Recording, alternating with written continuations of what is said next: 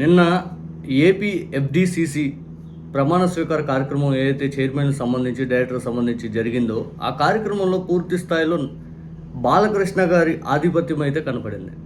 బాలకృష్ణ గారు ఆయన ఎవరు చెప్తే వాళ్ళ పదవులు వచ్చినట్టుగానే అర్థమైంది.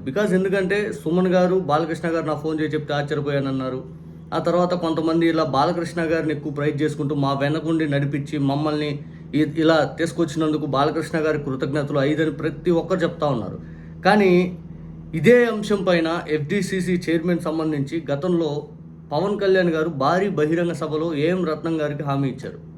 భారీ బహిరంగంగా ఏదైతే ఆయన సినిమా ఫంక్షన్ సంబంధించి భారీ అభిమానులు అందరి ముందు ఈయనగా ఎవరికి ఇస్తాం మనం అన్నట్టుగా హామీ ఇచ్చారు. ఇక ఈ ఎఫ్డిసిసి చైర్మన్ సంబంధించి చాలా రోజులు ఈ కార్యక్రమం ఏదైతే చైర్మన్ నియామక కార్యక్రమం ఆగిపోయింది, కేవలం బాలకృష్ణ గారు తన మాట నెగ్గించుకోవడానికే అన్నట్టుగా ఆనాడు వార్తలు వచ్చిన అదే నిజమని చెప్పి స్పష్టంగా అర్థమవుతా ఉంది.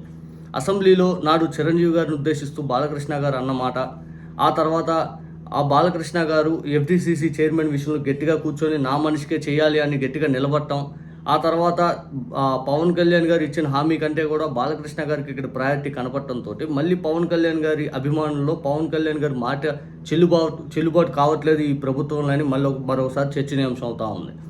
ఎవరు ఎన్ని అనుకున్నా కానీ పవన్ కళ్యాణ్ గారు తన నమ్ముకున్న వ్యక్తులకి, తను చేయాలనుకున్న వ్యక్తులకి అయితే సరైన దిశగా పదవులు కూడా ఇప్పించుకోలేని సిచ్యువేషన్లు అయితే ఉంది. ఈరోజు నిజం చెప్పాలనుకుంటే 21 మంది ఎమ్మెల్యేలు గెలిచామని చెప్పుకుంటున్నా, అత్యధిక మంది తెలుగుదేశం పార్టీ నుంచి ఇటు వచ్చి ఎమ్మెల్యేలు అయిన వాళ్ళే. జనసేన పార్టీతో ఫస్ట్ నుంచి కష్టపడి సామాన్యుల్ని ఏదైతే ఎమ్మెల్యేలో సామాన్యులు నాయకులుగా తీర్చిదిద్దుతానని మాట ఇచ్చి ఆ సామాన్యులు ఎవరికి టికెట్లు ఇవ్వకుండా అప్పటికప్పుడు తెలుగుదేశం పార్టీ నుంచి ఇటు వచ్చిన వాళ్ళకి ఎన్నో ఏళ్ళుగా జనసేన పార్టీలో కష్టపడి డబ్బు ఖర్చు పెట్టుకున్న వాళ్ళు టికెట్లు అనేవి చాలా ఇవ్వాల, అత్యధికంగా 21 మందిలోనే ఇవ్వాల. ఇక పవన్ కళ్యాణ్ గారిని ఏ రకంగా నమ్మాలి? ఈ మధ్యకాలంలో అందరూ మాట్లాడేది ఒకటే, జనసేన పార్టీకి మేము కష్టపడి ఇంత గెలిపించి ఇంత చేసినా కూడా మమ్మల్ని రాష్ట్ర స్థాయిలో ప్రతి ఒక్క గ్రామంలో మమ్మల్ని తెలుగుదేశం వాళ్ళు ఆధిపత్య పౌరుతో మమ్మల్ని తొక్కేస్తూ మా పైన దాడులు చేస్తున్నారని ప్రతి ఒక్కరు మాట్లాడుతుంటే ఇది ఎందుకు పవన్ కళ్యాణ్ గారికి కనపడి క్వశ్చన్ చేయట్లేదు?